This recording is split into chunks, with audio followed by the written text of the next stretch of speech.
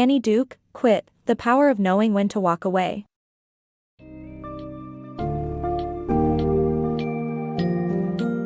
In the book Quit, The Power of Knowing When to Walk Away, Annie Duke delves into the art of quitting and how recognizing when to give up is an essential life skill.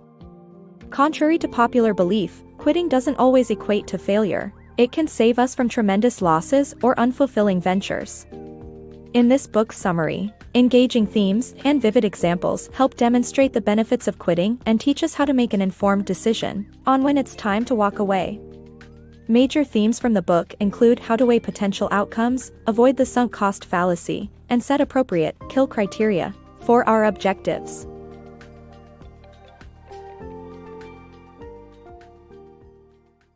The art of quitting. Society has drilled into us that quitting is a sign of failure.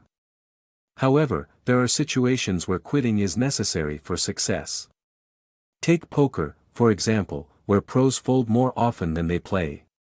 Amateurs, on the other hand, tend to play until they've lost everything.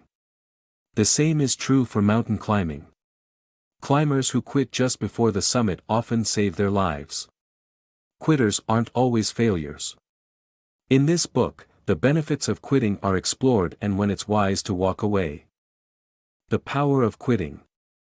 Stuart Butterfield's experience with quitting glitch and creating Slack serves as a lesson on the potential rewards of calculated quitting. Stuart Butterfield, the founder of Tiny Speck, had envisioned a successful online game called Glitch that had a small but passionate fan base. Despite its popularity, it became apparent that the company's business model of subscription-based revenue wasn't viable. Despite his financial backings and growing subscribers, Butterfield decided to call it quits and abandon the original plan. Many people are hesitant to quit because they feel that they are going to be missing out on the opportunity or that they are admitting defeat. However, by hanging on to a failing project, one might be missing out on other opportunities that are more worthwhile. Butterfield's decision to quit turned out to be a wise one. He used the investment money to create an internal communications tool called Slack. Shortly thereafter, Slack was sold for an astonishing $27.7 billion and has since transformed the way teams communicate.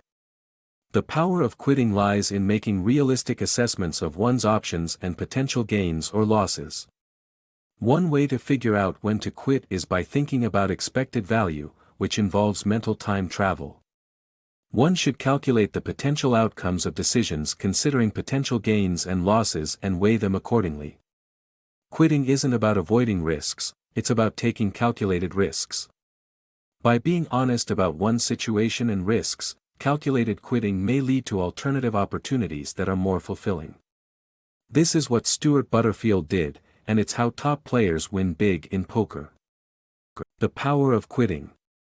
The fallacy of sunk cost makes people continue with a bad decision just to avoid waste. This happens because the more resources we invest, the more we convince ourselves that we're avoiding loss. Similarly, an escalation of commitment makes people more committed to a decision, even if it's not working out. This makes quitting challenging. Additionally, the endowment effect makes people overvalue something they have in comparison to something they don't. This creates an attachment to ideas and decisions. All these traits make quitting difficult, but being aware of them can help take steps to come out on top. The power of identity in business. Sears, the former retail giant, didn't react to a changing market and kept its identity as a retail store instead of utilizing its lucrative financial services branch. In comparison, Philips shifted its focus away from less profitable sectors to healthcare and increased its sales substantially. The idea of cognitive dissonance and the powerful grip of identity can make it difficult to make strategic business decisions. The quitting specialist's juggling monkey. Learn from Eric Astro Teller, an entrepreneur, academic and quitting specialist who focuses on big ideas with his company Alphabet's X. Instead of sticking to unprofitable ideas, he helps his team identify and overcome the most significant challenges of each project to set measurable benchmarks and criteria for quitting. The X team relies on a powerful metaphor that assesses if one can train a monkey to juggle fiery objects on a pedestal before they decide to launch a traveling show. If the team can't tackle the main challenge, they won't pursue the idea further. By doing a pre-mortem and setting kill criteria, like a spending level or deadline, you can avoid harmful thinking like sunk cost fallacy and make quitting a viable option. The downside of goals. Goals can become a hindrance to our growth and happiness, as they can be inflexible, blind us to circumstances and cause us to miss out on accomplishments along the way. The finish line mentality can lead to a pass/fail scenario, where we're either successful or we give up, ignoring the progress made along the way. To overcome this, we can create options. Unless certain circumstances arise, we should strive for our goals. This allows us to remain flexible and to avoid keeping unnecessary goals.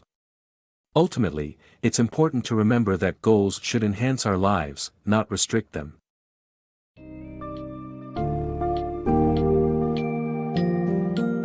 As we wrap up the significant takeaways from the book Quit, The Power of Knowing When to Walk Away, it's essential to recognize that quitting is not always synonymous with giving up on our dreams.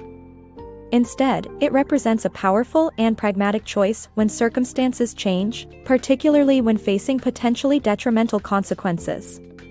By understanding the art of quitting, we equip ourselves to make wiser decisions, avoid common pitfalls, and achieve our goals more effectively. Knowing when to walk away can ultimately lead us down a more rewarding and fulfilling path.